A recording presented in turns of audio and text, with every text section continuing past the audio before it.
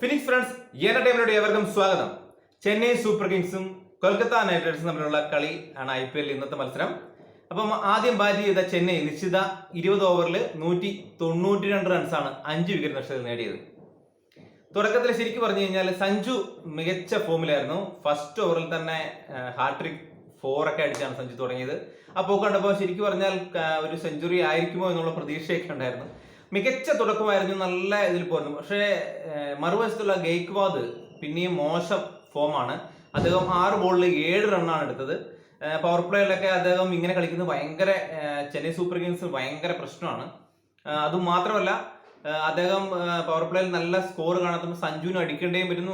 അങ്ങനത്തെ വലിയ പ്രശ്നങ്ങളാണ്. റൺ റേറ്റ് കുറയുന്നതും കാരണം സഞ്ജു ഔട്ടായതിനു ശേഷം ഭയങ്കരമായിട്ട് റൺ റേറ്റ് കുറഞ്ഞു. അപ്പൊ സഞ്ജു ആണെങ്കിൽ 32 ബോളിൽ 48 റൺസാണ് എടുത്തത്. 4 ഫോറും 3 സിക്സുമാണ് ഉള്ളത്.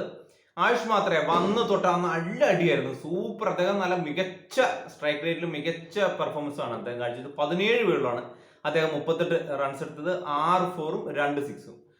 ബ്രേവിസ് 29 ബോളിൽ 41 റൺ, 4 ഫോർ 2 സിക്സ്.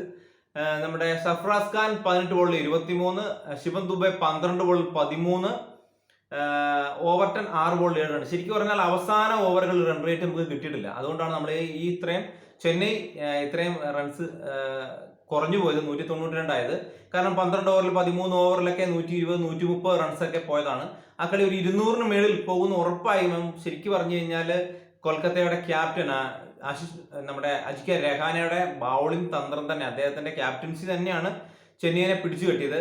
സ്പിന്നർമാരെ കൊണ്ട് നല്ല കിടിലൻ ഓവറുകളാണ് അദ്ദേഹം ചെയ്തത്. ബൗളർമാർ കളി പിടിച്ചതാണ്. 15 ഓവറിന് ശേഷം ചെന്നൈയുടെ കഴിഞ്ഞ കളിയിലെ പോലെ തന്നെ 15 ഓവറിന് ശേഷം ചെന്നൈക്ക് റൺസ് സ്കോർ ചെയ്യാൻ കഴിഞ്ഞില്ല, കുറവായിരുന്നു. അത് തന്നെയാണ് ഇത്രയും 192 ഒതുങ്ങാൻ കാരണം.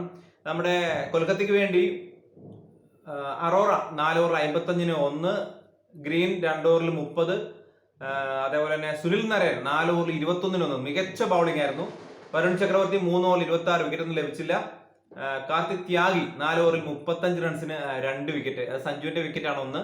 മികച്ച പ്രകടനമാണ് കൊൽക്കത്ത ബൗളർമാർ അവസാന ഓവറുകൾ കാഴ്ചവെച്ചെങ്കിൽ തുടക്കത്തിൽ ചെന്നൈ ആയിരുന്നു കളി, ചെന്നൈയുടെ പരിധിയിലായിരുന്നു.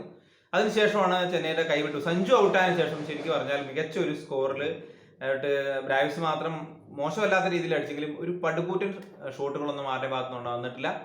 അപ്പോൾ അവർക്ക് ജയിക്കാൻ 193 റൺസാണ് വേണ്ടത്. ചെന്നൈയുടെ ബൗളർമാര് കഴിഞ്ഞ കളിയിലെ പെർഫോമൻസ് വെച്ചാണെങ്കിൽ ഇത് പിടിക്കാവുന്നേ ഉള്ളൂ. പക്ഷേങ്കിൽ അറിയില്ല, നമുക്ക് നോക്കാം. കളി കാണുമ്പോൾ വീഡിയോ ആയിട്ട് വരുന്നതായിരിക്കും. നല്ല വിജയം വരിക്കാൻ കഴിയട്ടെ.